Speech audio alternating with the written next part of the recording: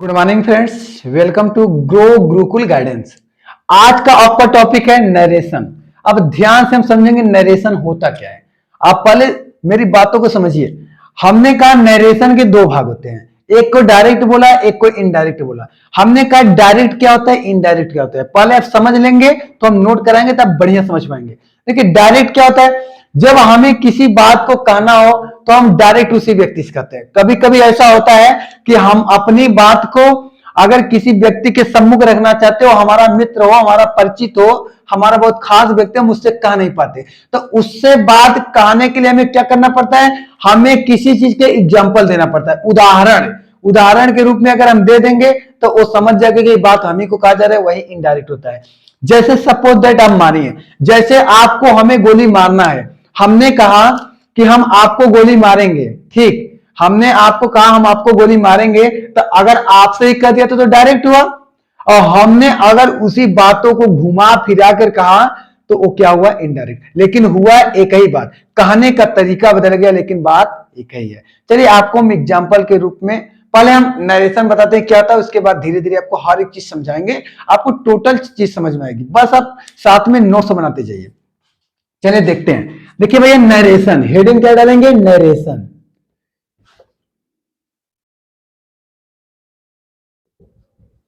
Heading क्या डालेंगे, narration. देखिए नरेशन हेडिंग डालेंगे, लिखेंगे क्या, द वर्ड नरेशन मीन्स वर्णन करना। क्या होता है, वर्णन करना। क्या होता है भैया, वर्णन करना। और दो नंबर क्या लिखेंगे, narration word is a noun. Narration word is a noun. अभी हम नरेशन की परिचय बता रहे हैं आपको, बस आप देखते जाइए, ये एग्जाम में पूछेगा नहीं, बस आप जानते रहिए, जानने के लिए हमने आपको बताया ये सब। देखिए नरेशन की रचना कहां से हुई है, नरेशन की रचना नरेट शब्द से हुआ है। नरेट शब्द से हुआ है। अब ध्यान से आप समझेंगे कि नरेट शब्द मीन्स क्या होता है। लिखेंगे the word narrate, the word narrate means, narrate means क्या होता है भैया, वर्णन करना। इसके मीन्स में होता है, नरेट वर्ड है क्या,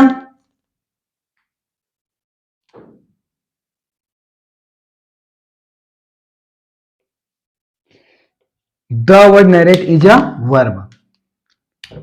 narrate word is a verb. Narrate word क्या है भैया, वर्ब है। नरेट वर्ड क्या है, वर्ब है। नरेट वर्ड क्या है, वर्ब है। चलिए आप नोट कीजिए, आगे हम बता रहे हैं। अब हम कहें कि नरेशन का डिफिनीशन कैसे लिखेंगे, चलिए अभी हम आपको सब कुछ बताएंगे। पहले आप इसे, चलिए इरेज का डिफिनीशन बताएं आपको, इरेज करें।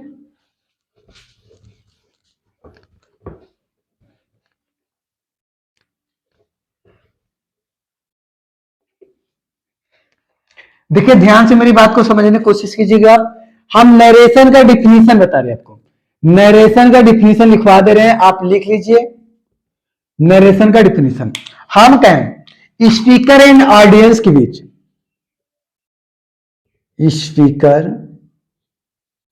And audience. अब जितने लोग स्पीकर नहीं जानते और ऑडियंस, वो वर्ड मीनिंग लिख लीजिए। देखिए भैया स्पीकर, स्पीकर मीन्स होता है वक्ता, जो बातों को बोलता है। वक्ता किसे कहते हैं, बोलने वाले को, बोलने वाला। और ऑडियंस होता है श्रोता, बातों को सुनने वाला। आप लोग क्या इसे बोलेंगे? बात को सुनने वाला। बात को सुनने वाला। ऑडियंस में क्या होता है? श्रोता, जो बातों को सुने। थोड़ा चमक आ रही है, चलिए इसे रेट करें। लिखेंगे क्या? स्पीकर एंड ऑडियंस के बीच, स्पीकर एंड ऑडियंस के बीच जो वार्तालाप होता है, जो वार्तालाप होता है उसे नरेशन कहते हैं। उसे नरेशन कहते हैं। जरा एग्जाम्पल आप देखेंगे तो आपको सब कुछ समझ में आ जाएगा। हमने कहा राम said to मोहन,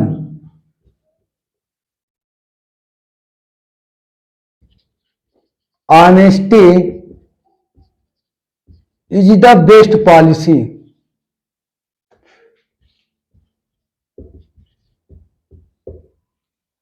हमने कहा कि राम से टू मोहन, राम मोहन से कहता है, राम मोहन से कहता है कि honesty is the best policy, ईमानदारी सबसे अच्छी नीति है। तो राम और मोहन, ध्यान से समझने की कोशिश कीजिएगा। स्पीकर राम है क्योंकि राम तो बोल रहा है, ऑडियंस मोहन है, श्रोता। राम मोहन से जब कहेगा तो मोहन सुनेगा बातों को, लेकिन लिखा ना राम से टू मोहन, राम मोहन से कहता है, तो राम मोहन से कहता है, ये दोनों बीच में बात कर रहे हैं, लेकिन बात किसके बारे में हो रही है? स्पीकर एंड ऑडियंस के बीच में जो वार्तालाप होता है। तो वार्तालाप किसके बारे में हो रही है भैया?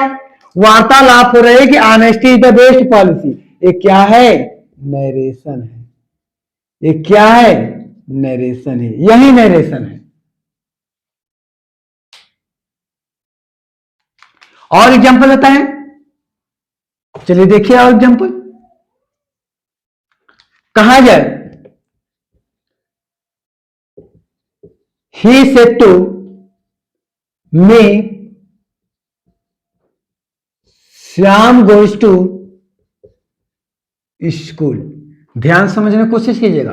देखिए भैया, ही सेड टू मी, वह मुझसे कहता है, वह मुझसे कहता है कि Shyam goes to school, Shyam school जाता है। तो वह मुझसे कहता है, उसके और मेरे बीच में क्या बात हुई कि श्याम स्कूल जाता है। ये क्या है? नरेशन है। ये क्या है? नरेशन है। ठीक, चलिए आगे देखते हैं।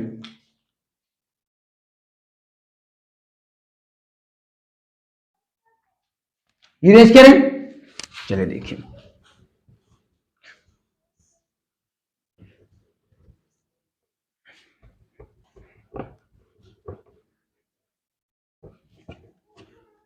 देखिए भैया, नरेशन के दो भाग होते हैं।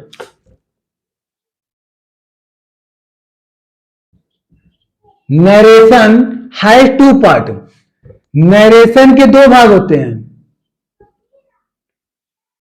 नरेशन के दो भाग होते हैं। एक को बोलते हैं डायरेक्ट नरेशन और दूसरे को बोलते हैं इनडायरेक्ट नरेशन।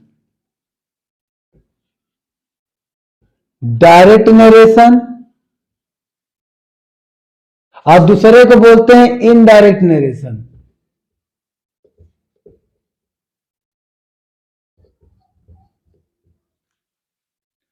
एक को क्या बोलते हैं भैया? इनडायरेक्ट नरेशन, और दूसरे को बोलते हैं डायरेक्ट नरेशन। या तो बोल सकते हो या डायरेक्ट स्पीच,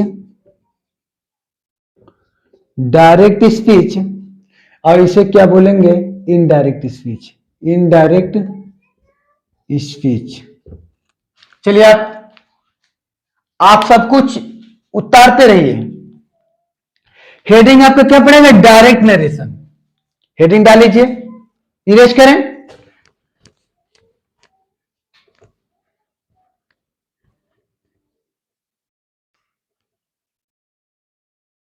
हेडिंग क्या पड़ेगा भैया? Direct narration.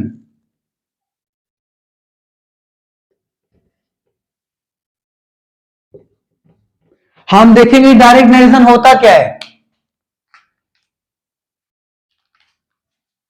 जब ऑडियंस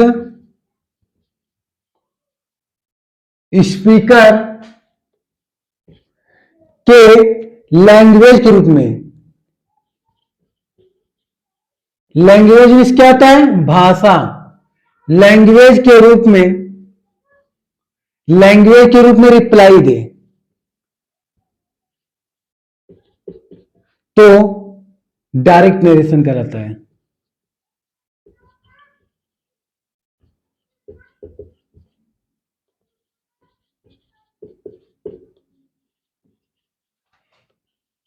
एग्जाम्पल अभी देखेंगे, सब कुछ समझ में आ जाएगा। हमने कहा जब ऑडियंस स्पीकर के लैंग्वेज में, अभी हमने आपको बताया ना कि ऑडियंस में श्रोता होता है और स्पीकर मीन्स वक्ता होता है। हमने कहा कि राम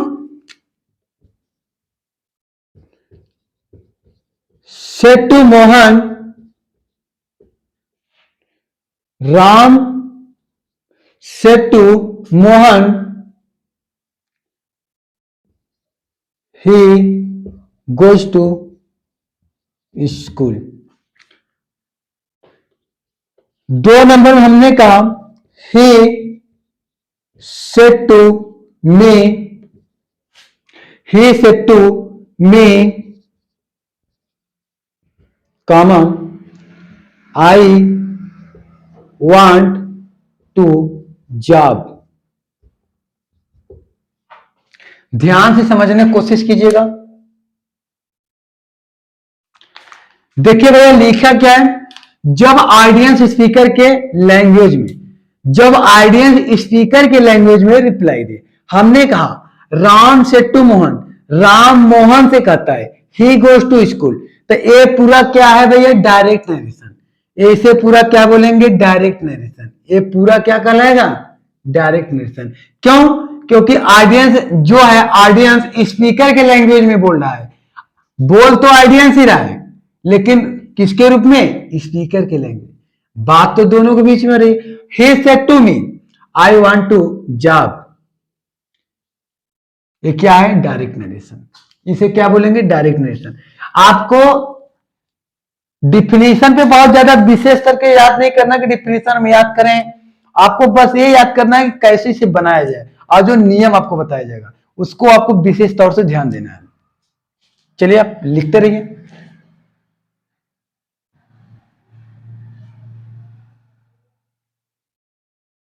अब इसके बाद हेडिंग क्या डालेंगे, इनडायरेक्ट नरेशन। इरेज करें इसे, चलिए।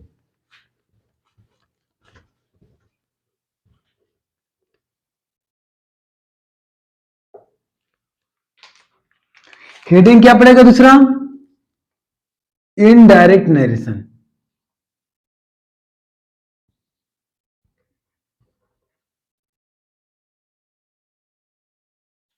इनडायरेक्ट नरेशन, जब ऑडियंस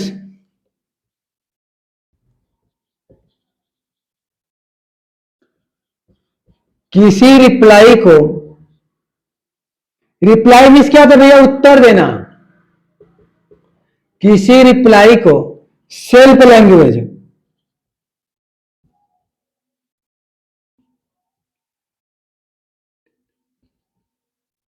जब ऑडियंस किसी रिप्लाई को सेल्फ लैंग्वेज में देता है तो इनडायरेक्ट नरेशन कहलाता है।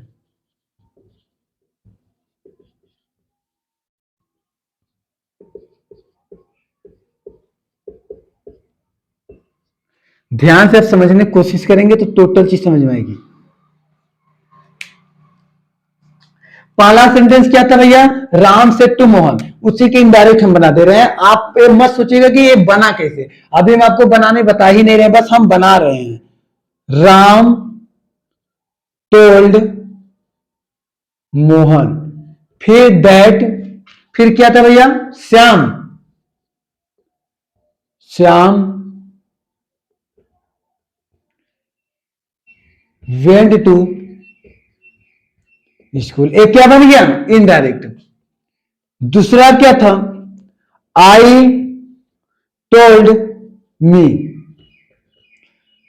ही था शायद, ही टोल्ड मी दैट, जो भी हो कोई प्रॉब्लम नहीं उससे, दैट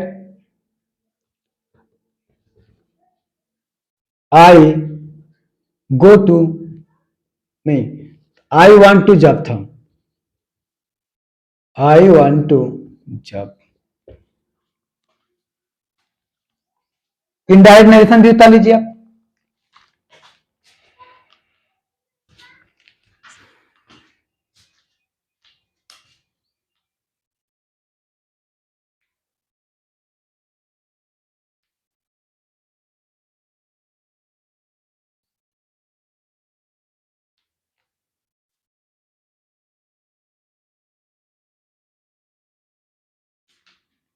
इरेज करें।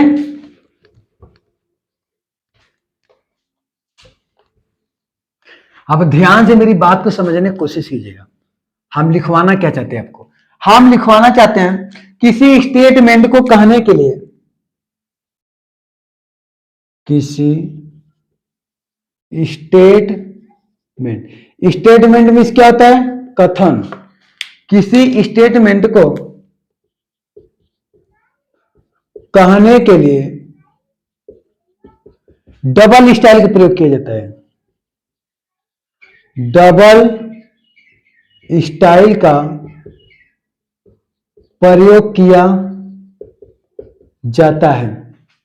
वो कौन कौन से स्टाइल है भैया, आप लोग फर्स्ट स्टाइल जिसे बोलते हो, फर्स्ट स्टाइल और सेकेंड स्टाइल।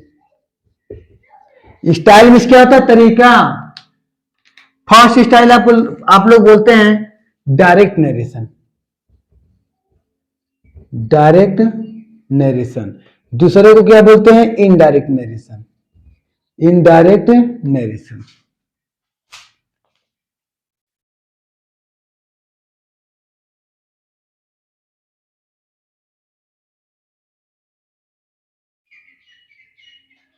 इरेज करें, चलिए।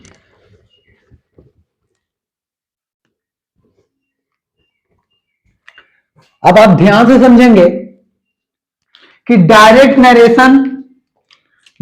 नरेशन के दो प्रकार होते हैं। डायरेक्ट नरेशन के दो प्रकार होते हैं।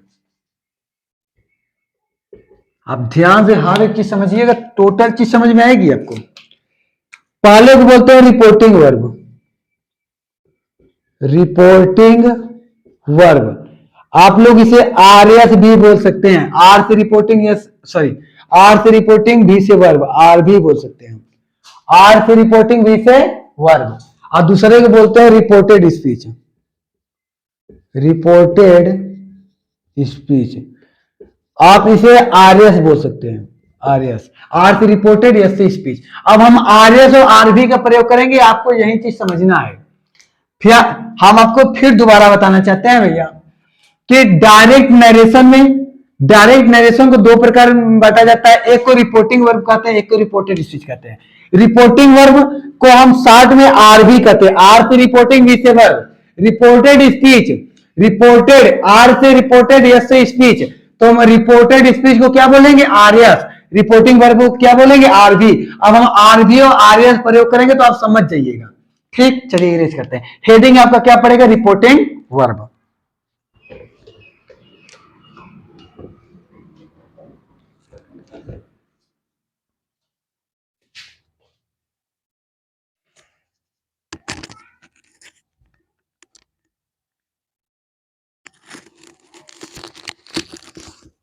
चलिए देखते हैं।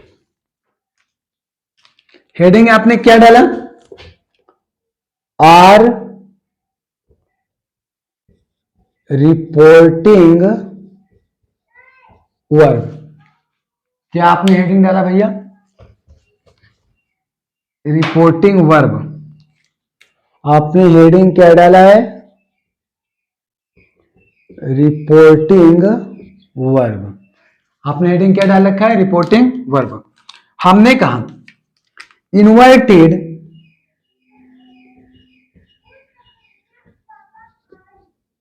इन्वर्टेड कामा, देखिए इन्वर्टेड कामा है ना, इन्वर्टेड कामा के बाहर का भाग, इन्वर्टेड कामा के बाहर का भाग रिपोर्टिंग वर्ब कहलाता है। आप सब कुछ समझ जाएंगे, कोई प्रॉब्लम नहीं है, बस आप जो हम कह रहे हैं बस आप उसको ध्यान में रखिए। रिपोर्टिंग वर्ब, रिपोर्टिंग वर्ब को हम लिखेंगे आर भी, रिपोर्टिंग वर्ब को सिंगल कामा में रखते हैं, सिंगल कामा में रखते हैं। चलिए अभी एग्जांपल बता रहे हैं आपको, आप इसको लिखते जाइए।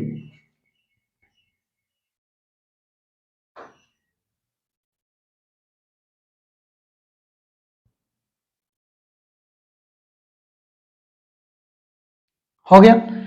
देखिए रिपोर्टिंग वर्ब की उत्पत्ति, रिपोर्टिंग वर्ब की उत्पत्ति कहां से हुई है, और रिपोर्टिंग वर्ब मीन्स होता क्या है, the word reporting verb means क्या होता है, रिपोर्टिंग मीन्स क्या होता है भैया, सूचित करना।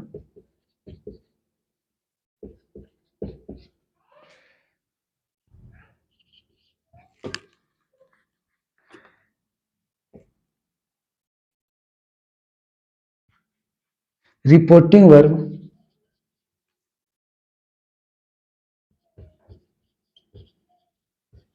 रिपोर्टिंग वर्ब लैटिन भाषा के रिपोर्ट टेयर शब्द से बना है, रिपोर्ट टेयर शब्द से बना है। आप लिखते जाइए।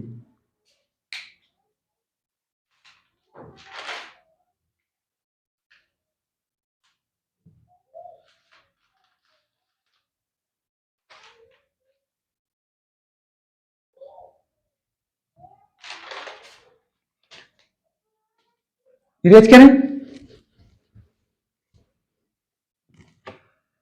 4 नंबर देखेंगे, reporting verb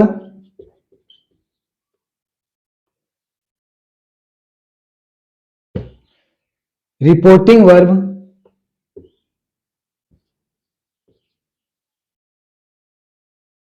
reporting verb report शब्द से बना है, रिपोर्टिंग वर्ब की उत्पत्ति, यहां लिखेंगे रिपोर्टिंग वर्ब की उत्पत्ति, की उत्पत्ति, रिपोर्टिंग वर्ब की उत्पत्ति लैटिन भाषा के रिपोर्टियर शब्द से बना है। रिपोर्टिंग वर्ब रिपोर्ट शब्द से आया है। रिपोर्ट शब्द कैसे आया, चर्चित में आप ध्यान से समझिएगा। आज भी आपके गांव में या घर में झगड़ा अगर होता है तो क्या बोलते हैं, आप पहले अपने आप में एक बार सोचिए। आप बोलते हैं ना कि ठीक है आप झगड़ा करो, हम चल रहे हैं चौकी पे रिपोर्ट कर देंगे। रिपोर्ट रिपोर्ट मतलब रिपोर्ट मतलब क्या होता है, सूचित कर देंगे, चौकी वालों को क्या कर देंगे, सूचित कर देंगे, हम पुलिस को सूचित कर देंगे। तो रिपोर्ट नहीं, जिसको समझ में याद कर ले, FIR। आप जाते हैं जब चौकी पे तो क्या करते हैं, FIR कहते हैं, हम जा रहे हैं FIR करने, FIR होता है। एफ से होता है फर्स्ट, आई से होता है इंफॉर्मेशन, और आर से क्या होता है, report. First information report, first information report किसको देते हैं, चौकी पे। FIR फुल फॉर्म क्या होता है, FIR फुल फॉर्म क्या होता है, फर्स्ट इंफॉर्मेशन रिपोर्ट। चलिए इरेज करते हैं, जितना चीज लिखवाए हैं सब अभी हम आपको दिखा रहे हैं, बस आप सबको ध्यान से देखते रहिए अपने नोट्स में, और हम एग्जाम्पल लिखने चल रहे हैं।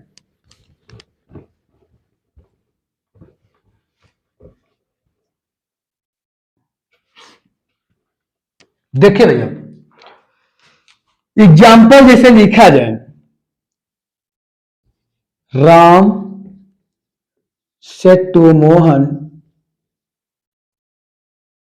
Ram said to Mohan, he goes to school now. ध्यान से समझने की कोशिश कीजिएगा हम आपसे कहना क्या चाहते हैं। हमने बोला भैया कि डायरेक्ट नरेशन के दो भाग होते हैं। कितने भाग? दो। देखिए ये डायरेक्ट नरेशन हुआ, इसमें दो भाग होंगे, एक राम सेड टू मोहन होगा और एक ही गोज टू स्कूल ना होगा। ध्यान से समझने की कोशिश कीजिएगा। देखिए हम आपको आस्ते आस्ते समझा रहे हैं।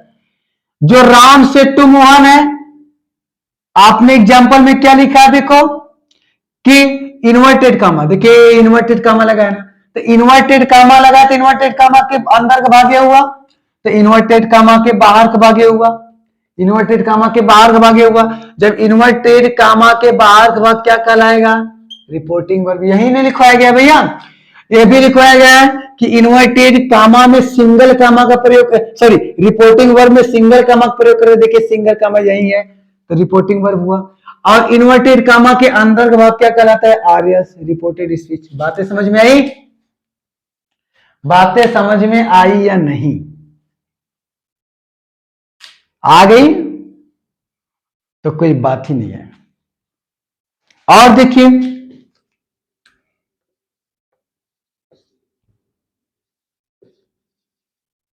मोहित सेज टू सोहित,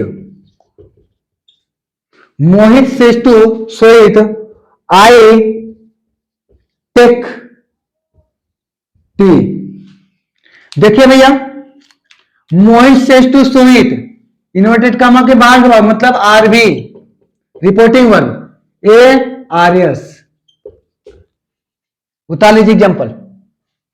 इस तरफ का भाग आरबी, उस तरफ का भाग आर्यस। मोटा मोटी नियत कीजिए। इस तरफ का भाग आरबी, उस तरफ का भाग आर्यस, बस। इन्वर्टेड कामा के अंदर भाग आर्यस, इन्वर्टेड कामा के बाहर का भाग आरबी। चलिए आप उतारिए।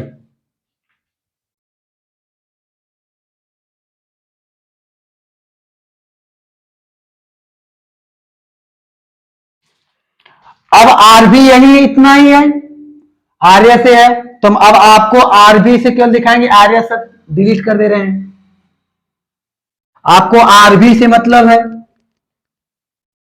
अब आपको किससे मतलब है? आरबी से। तो एग्जांपल लिखिए, Ram said to Shyam.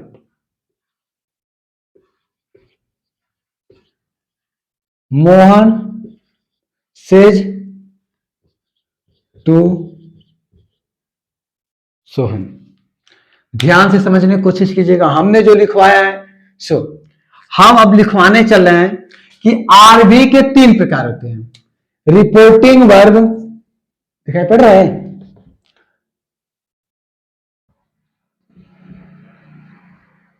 Reporting verb के तीन प्रकार होते हैं। रिपोर्टिंग वर्ब के तीन प्रकार होते हैं। पहले को बोलते हैं सब्जेक्ट। पहले को क्या बोलते हैं? सब्जेक्ट। पहले को क्या बोलते हैं भैया? सब्जेक्ट। सब्जेक्ट को ही स्पीकर बोला जाता है। अब आपको मालूम चला कि नहीं? सब्जेक्ट को ही स्पीकर बोला जाता है। थोड़ा दूर कर लीजिए।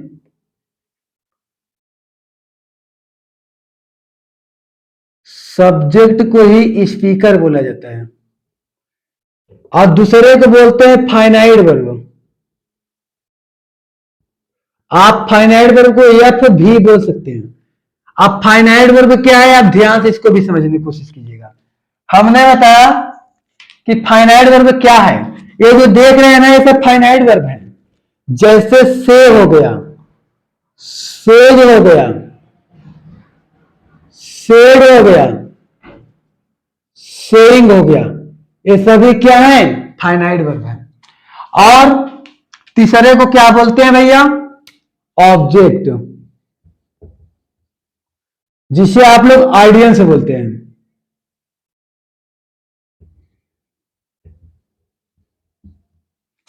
बातें समझ में आई? जिसे आप लोग क्या बोलते हैं? ऑडियंस बोलते हैं। चलिए हम देखते हैं रिपोर्टिंग वर्ब में तीन प्रकार कहां से होता है। देखिए ध्यान समझिए। ए रिपोर्टिंग वर्ब, ये सब्जेक्ट हो गया, ये क्या हो गया, सब्जेक्ट। या स्पीकर, ये सेड क्या है भैया, फाइनाइट वर्ब है। और श्याम क्या है, ऑब्जेक्ट है। मोहन क्या है, सब्जेक्ट या स्पीकर। सेज क्या है, फाइनाइट वर्ब। सोहन क्या है, ऑब्जेक्ट। बातें समझ में आई? अगर बातें समझ में आई तो आप नोट्स स्टार्ट कर दीजिए लिखना।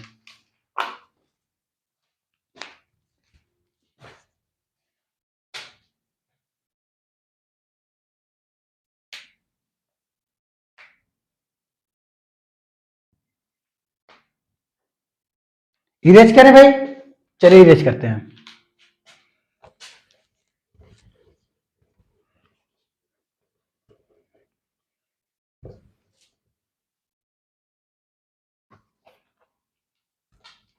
एक नोट छोटा सा आप लिख लेंगे।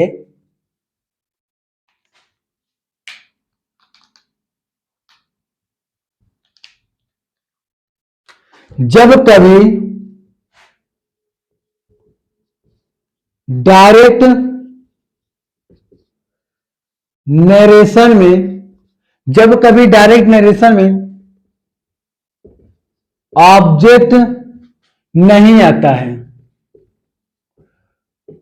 तो उसे अंडरस्टूड मतलब छिपा माना जाता है। ध्यान से समझने की कोशिश कीजिएगा जो चीज हम आपको समझा रहे हैं। जैसे हमने कहा राम सेज, इतना ही सेंटेंस आएगा, तो यहां क्या है, ऑब्जेक्ट यहां छिपा हुआ है। Mohan said, Rakesh is saying. देखिए ऑब्जेक्ट नहीं आ रहा है ना। रेखा सेज।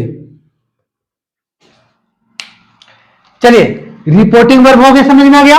अब रिपोर्टेड स्टेज नोट कीजिए, उसके बाद हम आपको पूरा एक साथ फिर समझा रहे हैं। चलिए आप नोट करेंगे reported speech, reported speech. Inverted comma के अंदर का भाग, इन्वर्टेड कामा के अंदर का भाग रिपोर्टेड स्पीच कहलाता है। नोट कर लीजिए।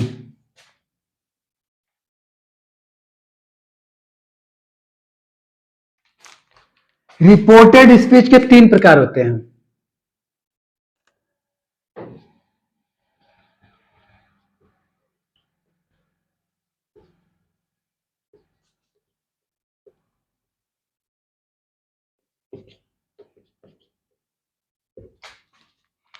पहले को बोलते हैं tense changing, sorry pronoun changing.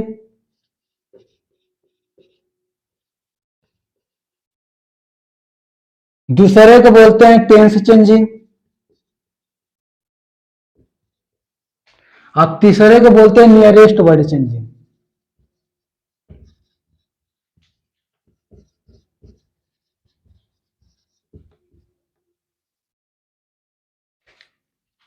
सब नोट करके और बढ़िया से रट्टा मारिए।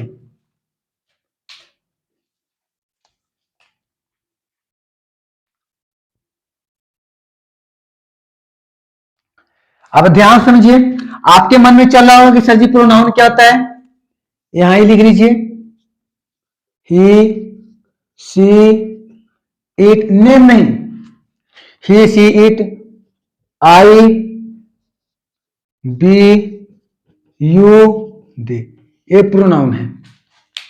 नियरेस्ट वर्ड अभी आपको नोट करा दिया जाएगा। टेंस चेंजिंग जानते हैं कि present indefinite, present continuous, present perfect और प्रेजेंट परफेक्ट कंटीन्यूअस।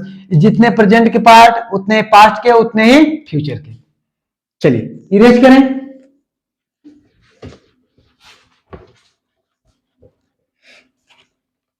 चलिए भैया, अब आप ध्यान से समझने की कोशिश कीजिएगा।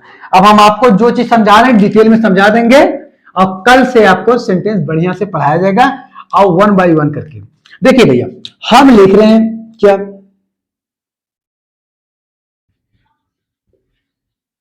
Rohan says to Mohan he goes to school now. He goes to school. He goes to school now. चलिए भैया ध्यान से समझने की कोशिश कीजिएगा। आपको जैसा कि बताया गया है कि रोहन से टू मोहन, ये इतना क्या है आप लोग बताएंगे, साथ में याद करते जाइए। ये सभी क्या है, रिपोर्टिंग वर्ब। ये सभी क्या है, आप ऐसे लिख लीजिए बल्कि रिपोर्टिंग वर्ब। ये क्या है, he goes to school, reported speech. Reporting verb के कितने भाग, तीन। सबका नाम लिखेंगे आप। एक क्या है भैया, रोहन सब्जेक्ट। सेज टू को क्या नाम आपने दिया था, फाइनाइट वर्ब। और मोहन का क्या नाम आपने देगा, मोहन का क्या नाम देंगे, ऑब्जेक्ट। रिपोर्टिंग वर्ब के तीन प्रकार, सब्जेक्ट, फाइनाइट वर्ब, ऑब्जेक्ट। या तो आप स्पीकर भी इसे बोल सकते हैं और इसे ऑडियंस भी बोल सकते हैं। अब इसमें देखिए आपको बताया गया था कि आरएस के तीन प्रकार। आरएस के कितने प्रकार, तीन प्रकार। पहला है प्रोनाउन चेंजिंग। देखिए यहां प्रोनाउन है ना, ये गोज प्रेजेंट इंडिफिनिट में है, ये पास्ट इंडिफिनिट में जाएगा। इसे क्या बोलेंगे, tense changing. Tense changing.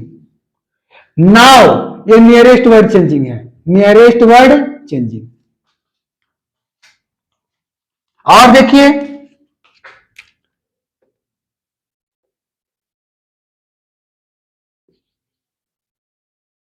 Rekha says to Ram,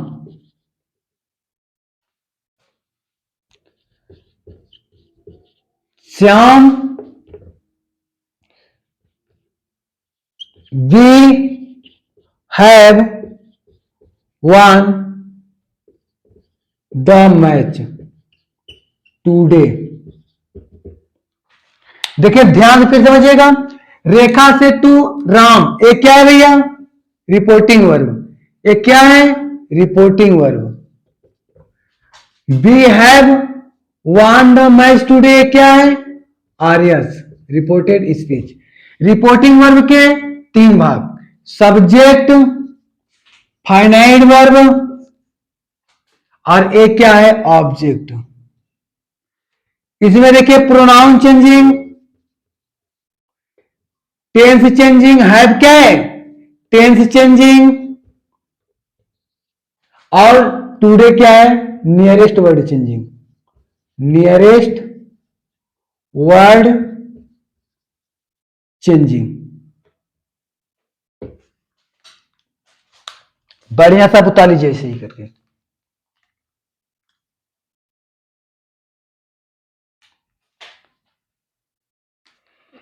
erase करें, आप तो समझाने की जरूरत नहीं है, अब आगे फिर समझाया जाएगा।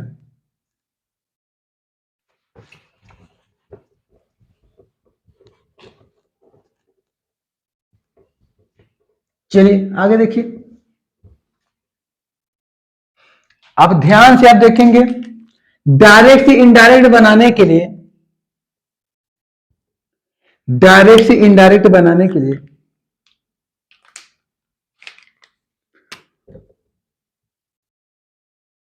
डायरेक्ट से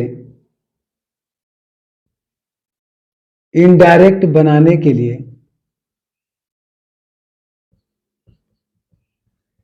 डायरेक्ट से इनडायरेक्ट बनाने के लिए आरएस के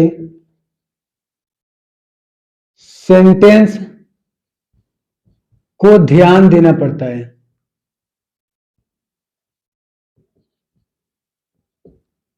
ठीक, डायरेक्ट इनडायरेक्ट बनाने के लिए किसको ध्यान देंगे? आर्य का सेंटेंस कौन क्या रहा है और किस सेंटेंस में है, और इनडायरेक्ट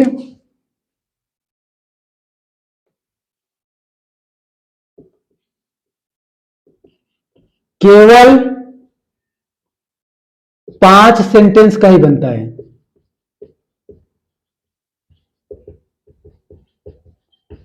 देखिए कौन कौन सा सेंटेंस है भैया?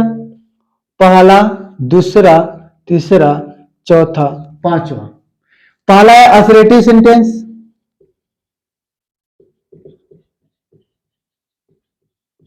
जिसे आप लोग बोलते हैं साधारण वाक्य।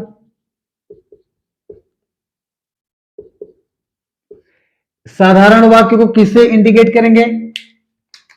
फुल स्टॉप से। साधारण वाक्य अंत में क्या रहेगा? Full stop.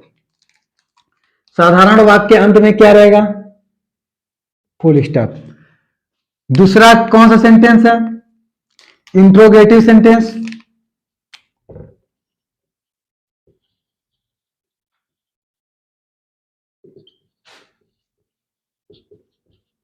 जिसे आप लोग बोलते हैं प्रश्न सूचक या प्रश्नवाचक वाक्य। इसे किससे इंडिकेट करेंगे? क्वेश्चन मार्क से।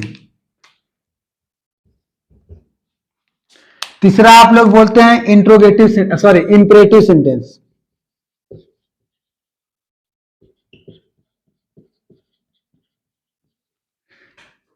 इंपरेटिव सेंटेंस सब्जेक्ट नहीं होता, नो सब्जेक्ट। सब्जेक्ट ही होता है लेकिन अंडर स्टूड रहता है। इसमें भी फुल स्टॉप का प्रयोग किया जाएगा। चौथा क्या भैया? Optative sentence.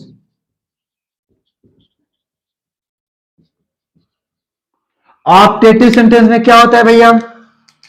ऑप्टेटिव सेंटेंस को पहचानेंगे कैसे, आपको हम भी बताएंगे। ऑप्टेटिव सेंटेंस में एक्सक्लेमेशन का मार्क रहेगा और में से ए स्टार्ट होगा। और पांचवा क्या है? Exclamatory sentence.